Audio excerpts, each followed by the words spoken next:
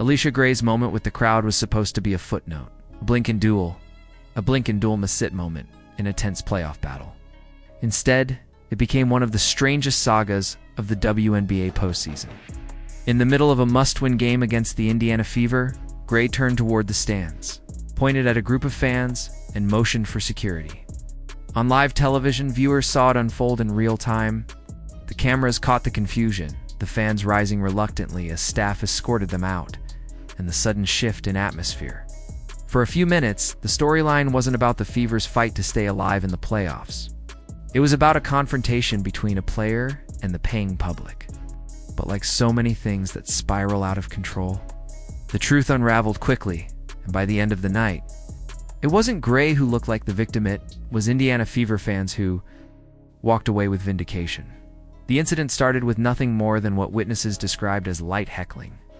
One fan sitting near the court shouted encouragement to Lexie Hall, telling her she was playing well and that Gray wasn't even trying anymore. Standard playoff banter. Nothing vulgar. Nothing personal.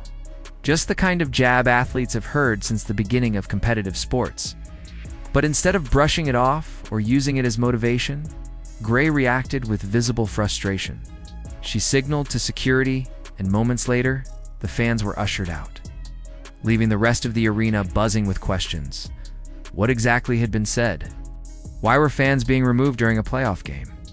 And most importantly, why did the story start to fracture as soon as the incident was reported? Within hours, competing narratives emerged.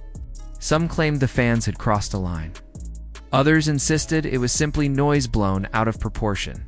By the next morning, the story completely collapsed. Eyewitnesses confirmed that the fans hadn't said anything inappropriate. In fact, security brought them back to their seats, apologizing for the disruption and essentially admitting there was no wrongdoing. What was painted as a serious issue in the heat of the game was revealed to be little more than frustration spilling over from a player who wasn't performing well. Gray, after all, was struggling that night.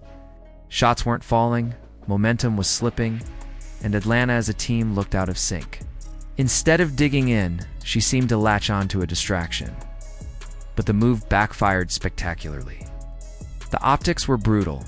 Instead of generating sympathy, the dream looked rattled. Instead of focusing on basketball, they created a sideshow that only highlighted their unraveling performance. And while they were tied up in confusion, Indiana was locked in, snapping a near-decade playoff drought with a win that sent their home crowd into absolute euphoria. The contrast couldn't have been clearer.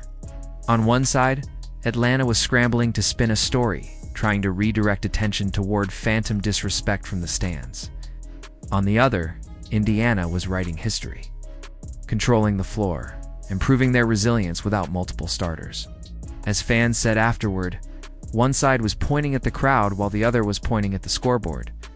The irony is that the WNBA has been begging for more fan engagement, more ticket sales, more energy in the arenas. Yet here, in the middle of a high-stakes playoff game, engaged fans were literally thrown out for cheering. It didn't sit right with the public. Clips of the incident spread online, with many questioning how professional athletes could call for security over what amounted to basic heckling. Social media branded it a hoax. Fans mocked Gray for being unable to handle the spotlight. Comparisons popped up to past fake controversies, painting the episode as another case of players looking for excuses rather than owning the moment. Meanwhile, Indiana showed the exact opposite mentality. Short-handed and undermanned, they rallied behind Kelsey Mitchell's shooting, Aaliyah Boston's strength inside, and the collective grit of a roster missing Caitlin Clark, Sophie Cunningham, and several key contributors. Instead of folding under the pressure, they leaned on defense, energy, and sheer willpower. The Fever dominated Game 2, sending the series back to Atlanta for a deciding Game 3 with the entire league watching by the end of the night. The fan removal wasn't even the real headline anymore. What mattered was that Indiana reminded the world of what playoff toughness looks like. Fans saw a team that didn't complain, didn't point fingers, and didn't search for distractions. They saw a team that fought possession by possession and gave a city its first playoff win since 2015. The scoreboard didn't lie, and no narrative spin could change that. for Atlanta. The episode with Gray was a self-inflicted wound. Instead of tightening up their defense or rallying together as a group, they looked fragile. And fragility is lethal in playoff basketball. For Indiana, it was validation. Even without their superstar, they carried themselves like professionals who could handle the moment. And as they walked off the floor victorious, it was clear which side had the composure to advance. Game 3 became more than a decider. It was the perfect setup, a clash between a team spinning excuses and a team spinning wins. For the Fever, it was survival and history rolled into one. For the Dream, it was damage control. And in the eyes of fans, there was no contest. So while Alicia Gray's finger pointing will fade into another social media controversy, the Fever's response will live much longer. The drought is over. The resilience is real. And no matter what spin Atlanta tried to sell, the truth was written in bold numbers on the scoreboard.